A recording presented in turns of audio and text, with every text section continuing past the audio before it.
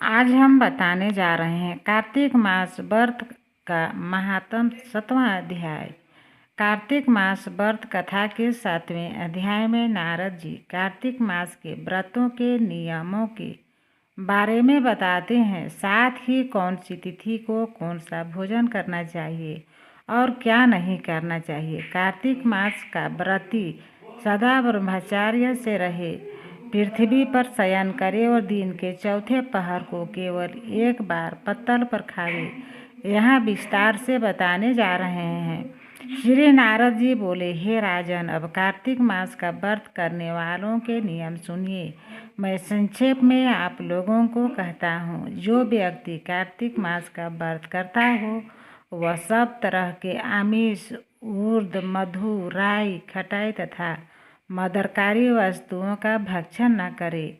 वह व्रत करने वाला दूसरों का अन्न न ग्रहण करे, किसी से विदेश न करे तथा तीर्थ के अतिरिक्त विदेश न जाए। देवता, वेद, ब्राह्मण, गुरु, गौ, व्रती, नारी, राजा तथा गुरुजनों की निंदा न करे। कार्तिक मास का व्रत करने वाला दाल, तिल, तेल, पकवान, क्रय किया हुआ पका भोजन न ग्रहण करे। भावना कुवाच्य का त्याग कर किसी भी जीव का मांस, चूना, जमीरी, नींबू, मसूर, बासी तथा जूठे अन्न का परित्याग करे। बकरी, गाय तथा भैंस के दूध के अतिरिक्त किसी अन्य पशु का दूध अमिष समझे। ब्राह्मण द्वारा क्रय किए गए सभी रस, गुड़ आदि, सांभर, नमक आदि का परित्याग करे। तांबे के पात्र में रखा हुआ पचगव्य अत्यंत लघु गड्ढे का पानी केवल अपने ही लिए पकवान अमिष कहा जाता है। कार्तिक मास का व्रती सदा ब्रह्मचर्य से रहे, पृथ्वी पर शयन करे और दिन के चौथे पहर को केवल एक बार पत्तल पर खावे। कार्तिक का व्रती नरक चतुर्दशी को तेल लगावे। इसके अतिरिक्त दूसरे तिथियों में तेल लगाकर स्नान त्याज्य है। कार्तिक व्रती मनुष्य सिंघाड़ा, कोहड़ा, प्याज, भंटा, गाजर, मूली इन सब वस्तुओं को ग्रहण न करे। लौकी व भंटा, कोहड़ा, कटेरी का फल, तरबूज तथा कई तीन को कार्तिक मास का व्रती त्याग है। व्रती मासिक धर्म के समय स्त्री से चंडाल, पापी, ब्राह्मण द्रोही और नास्तिकों से संभाषिणी न करे।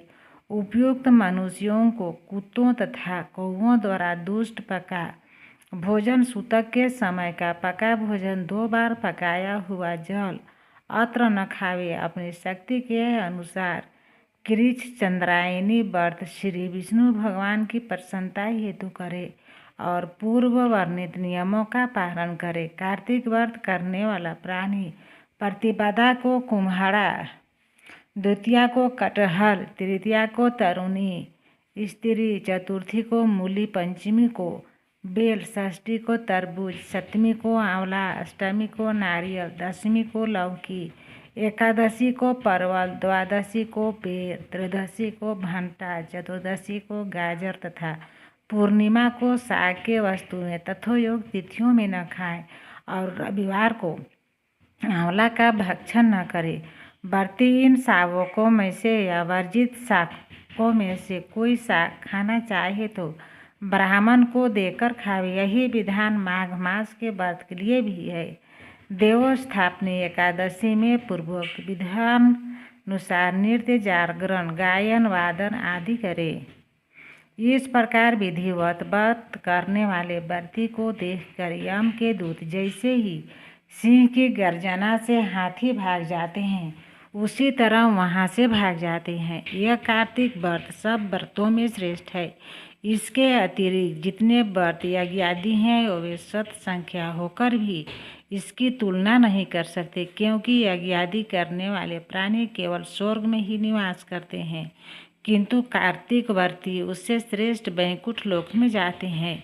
इस जगत में भुक्ति मुक्ति दाता जितने भी पुण्य क्षेत्र हैं वे सब कार्तिक व्रती के शरीर में निवास करते हैं। खराब सपने, मनसा, वाचा और कर्मणा किसी प्रकार का भी पाप हो वह सब कार्तिक व्रत करने वाले प्राणी को देखते ही नष्ट हो जाते हैं। जिस प्रकार राजा की रक्षा उनके सेवक अंगरक्षक लोग करते हैं, उसी भांति कार्तिक व्रत करने वाले की रक्षा विष्णु भगवान की आज्ञा से इंद्रादिक देवता करते हैं।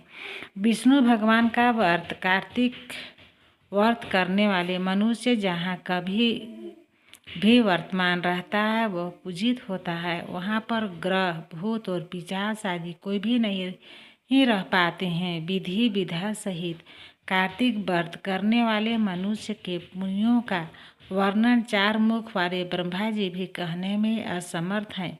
यह विष्णु कार्तिक व्रत संपूर्ण पापों को नाश करने वाला, पुत्र पौत्र धन तथा धान्य को उन्नत करने वाला है।